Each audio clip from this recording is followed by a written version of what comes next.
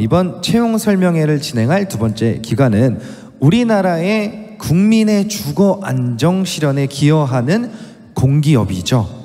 여러분들 LH라고 많이들 들어보셨을 겁니다. 저도 사실 LH에 대해서 관심도 많고 굉장히 좋아하는 그런 도움을 많이 주는 회사로 기억을 하고 있는데요. 바로 한국토지주택공사입니다. 자, 한국토지주택공사의 채용 설명회는요, 전북지역본부의 문현엽 대리님이 소개를 해주십니다. 나와 계시네요. 큰 박수 부탁드리겠습니다. 네, 안녕하세요. 한국토지주택공사 전북지역본부의 문현엽 대리입니다. 이렇게 여러분들과 만나게 되어서 영광이고요. 시간 관계상 빨리 바로 진행하도록 하겠습니다. 발표 순서는 LH 소개, 주요 사업 및 성과, 근무 환경 및 근무지 현황, 그리고 LH 채용 전형에 대해서 설명드리도록 하겠습니다. 첫 번째, LH라는 기업에 대한 소개와 그동안의 주요 사업 성과에 대해 말씀드리겠습니다. LH는 2009년 10월 1일 기존의 대한주택공사와 한국토지주택공사를 통합하여 설립되었습니다. LH의 기업 미션은 국민 주거 안정의 실현과 국토의 효율적 이용으로 삶의 질 향상과 국민경제 발전을 선도하는 것입니다. 무척 거창해 보이는 미션이지만 뒤에 나오는 저희 사업 내용을 보시면 그럴 수도 있겠구나라고 생각하실 수도 있을 것 같습니다. 총 인원은 약 9,000명이며 경남 진주에 소재한 본사와 제가 속해 있는 전북본부를 포함해서 12개 지역본부 및 2개 독립본부를 두고 있습니다. LH가 하는 주요 사업입니다. 1, 2, 3기 신도시 등 신도시 개발 사업을 수행하고 신도시 이외에도 전라북도에서는 완주 삼봉, 군산 신역세권, 남원 구암 등 택지 개발 사업을 수행 중에 있습니다. 또한 조성된 신도시와 택지 안에 서민들을 위한 분양 아파트와 임대 아파트를 건설하고 임대 아파트 운영도 담당하고 있습니다.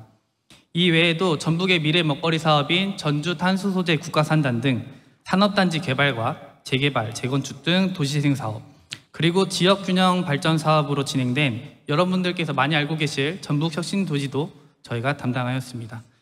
쿠웨이트, 베트남, 미얀마 등의 신도시와 산업단지를 개발하는 해외개발 사업, 그리고 지금 멈춰있지만 개성공단과 같은 남북협력 사업도 수행하고 있습니다.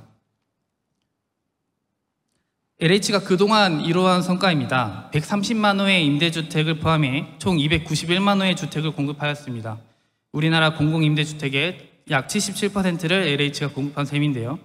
그리고 전국의 신도시와 택지 중 81%를 LH가 공급하였고 산업단지는 약 14%를 공급하였습니다. 다음으로는 재무 현황과 사업 현황입니다. LH의 총 자산 규모는 197조로서 개별 회사가 아닌 그룹사 기준으로 해도 국내 5위 수준의 자산을 보유하고 있습니다. 2020년도 기준 1년 매출액은 24조 원, 당기순이익은 3조 3천억 원을 달성하였습니다. 21년도 투입한 사업비는 약 29조 원으로 공공부문 전체 투자액의 40% 내외를 차지할 정도로 사업 규모가 매우 크다고 할 수 있겠습니다. 현재 진행 중인 토지 사업은 368개 지구 약 302.8조 원 규모이며 주택은 15만 4천 호를 건축 중에 있습니다. 임대주택은 총 130만 호를 관리 운영 중에 있으며 우리나라 인구의 약 6%가 임대아파트에 거주 중이시라고 보시면 되겠습니다. 다음은 LH 근무 환경과 근무지에 대해 간단하게 알아보겠습니다. LH의 정규 직원의 평균 연봉은 8,100만 원 수준으로 공기업 평균 수준이며 5급 신입사원의 기본 연봉은 3,100만 원 수준입니다. 다만 5급 신입사원 연봉은 1호봉 기준이고 각종 수당이 포함되어 있지 않기 때문에 실제 수령하시는 금액은 이것보다는 추가되실 수 있습니다. 기본 연봉과 별도로 정부 경영평가 결과에 따라 월 기본급의 200%에서 500%까지 성과급으로 추가 지급됩니다. 휴가는 대부분의 기준과 비슷할 텐데 입사 직후에는 1개월 근무 시마다 하루 연차휴가가 부급되고 1년 근속 이후에는 1년에 15일의 연차휴가가 부여됩니다.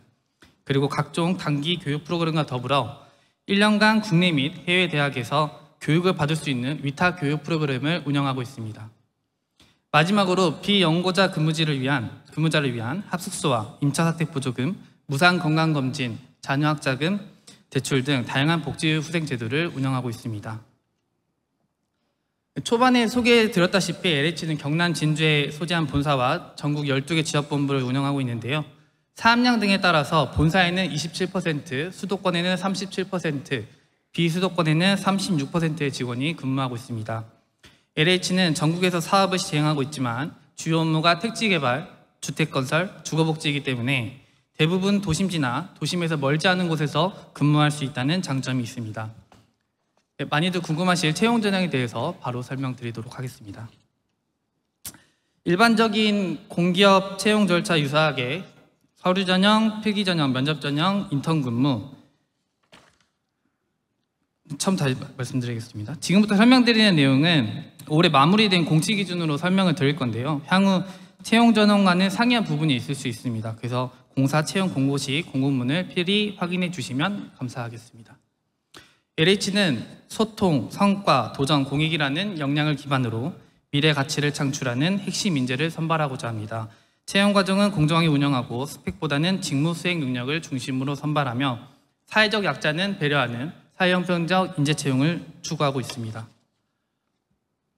5, 6급 채용 절차입니다. 일반적인 공기업 채용 절차 유사하게 서류 전형, 필기 전형, 면접 전형, 인턴 근무, 정규직 임용의 절차를 통해 채용하게 됩니다. 맨 아래에 표기된 전형별 일정은 올해 4월에 마무리된 2022년도 신입사원 채용 절차상의 일정입니다. 각 전형별 세부 운영 기준에 대해서는 다음 장부터 구체적으로 설명드리도록 하겠습니다. 전형 단계별 설명에 앞서 각 전형 단계 부여되는 가산점에 대해 설명드리고 넘어가겠습니다. 경우에 따라서는 전형별 점수의 20%까지도 가산점으로 부여되기 때문에 본인이 가산점 대상에 해당하는지 사전에 확인하실 필요가 있습니다. 가산점은 크게 특별대우 가산점과 일반 우대 가산점으로 나누게 됩니다. 화면이 작아서 잘 안 보이실 수도 있겠지만 특별우대 가산점은 국가유공자, 장애인, 기초생활수급자 등 법상으로 지위를 인정받는 지원자에게 가점을 부여하는 것으로 가장 유리한 한계에 대해서만 적용을 받게 됩니다.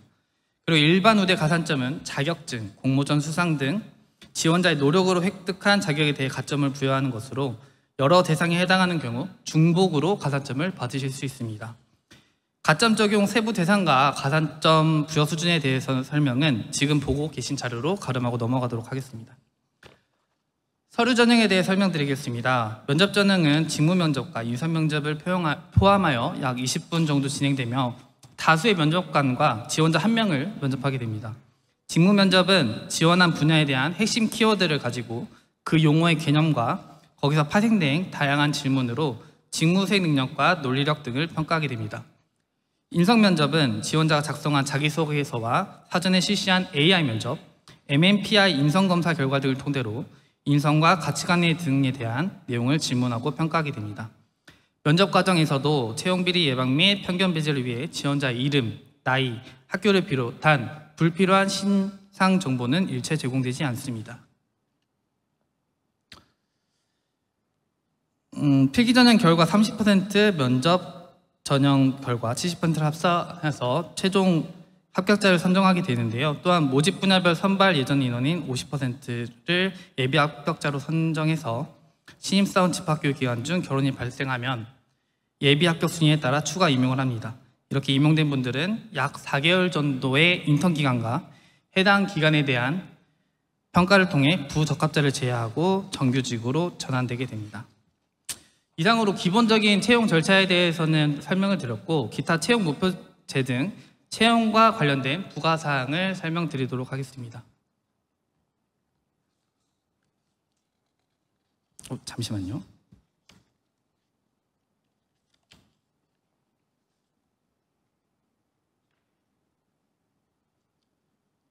네, LH는 이제 지역 전문 사원이라는 제도를 운영하고 있는데요. 지역 전문 사원으로 들어오기 된다면 지원을 했던 지역에서 5년간 의무적으로 근무를 하게 됩니다. 그래서 지역 전문 사원으로 응시를 하신 분들께서는 지역 전문 사원 응시하신 분들끼리 경쟁을 해서 입사를 하시게 되고요.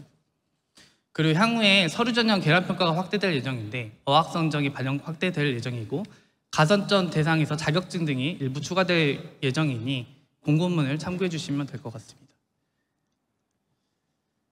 우선 전형별로 팁을 한번 설명드리겠습니다. 뭐 이거는 저희 기업뿐만 아니라 모든 공기업에 해당될 텐데요. 서류 전형에서는 기본에 충실하기, LH에 대해 파악하고 작성하기, 자기소개서 진실되게 작성하기, 블라인드 원칙 지키기 등이 있습니다.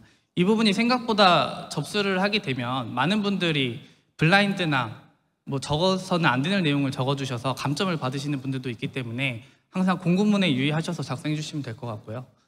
필기 전형은 긴 지문의 내용을 빠르게 읽고 핵심 파악하기, 서류의 다양한 문제집을 활용하고 자료 해석 능력 기르기, 그리고 꽈락 기준이 저희가 있습니다. 이제 저희는 NCS와 NCS 심화 과정, 행정은 그렇게 하게 되고 나머지는 이제 직무 시험을 보게 되는데 꽈락에 해당하게 되면 자동 탈락되시기 때문에 그것도 유의해 주셔야 될 것 같고요. 종합 심층 면접에서는 발표 스킬보다는 주제 및 주제 직무 역량에 대해 정확히 이해하고 답변하고 외운 듯한 답변은 오히려 역학 효과가 생길 수도 있기 때문에 외운 듯한 느낌보다는 본인이 생각하고 말씀하는 그런 느낌으로 발표하시면 될 것 같습니다. 저희가 채용 설명을 하다 보면 많은 질문이 들어와서 그 질문도 한번 가져와 봤는데요. 우선 이전 지역 인재 및 채용 목표제의 의미는 무엇인가요?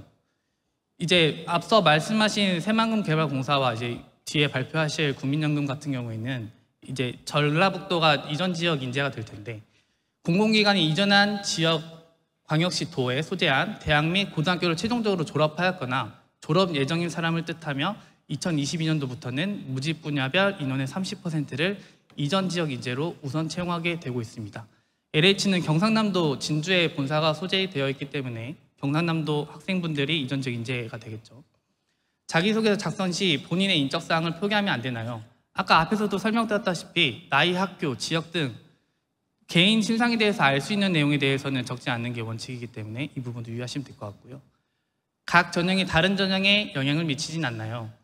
서류 전형 평가 결과는 다음 진행에 영향을 미치진 않지만 저희 2022년도 4월에 마무리된 채용 전형의 결과에 대해서는 필기 전형 결과가 최종 합격 시 30% 비율로 반영되었습니다. 행정직렬의 필기시험 과목이 심화 NCS가 무엇을 의미하나요? 저희가 이제 행정직렬이 아니고 기술직 분들은 그 직무에 대해서 시험 과목이 따로 존재하지만 행정은 따로 시험 과목보다는 NCS 심화를 보게 되는데요. NCS 직업 기초 능력 평가를 심화 평가하는 거기 때문에 조금 더 어려운 NCS라고 보시면 되겠습니다. 5급과 6급 중복 지원이 가능한가요? 5급은 대졸, 6급은 이제 고졸 사원인데요.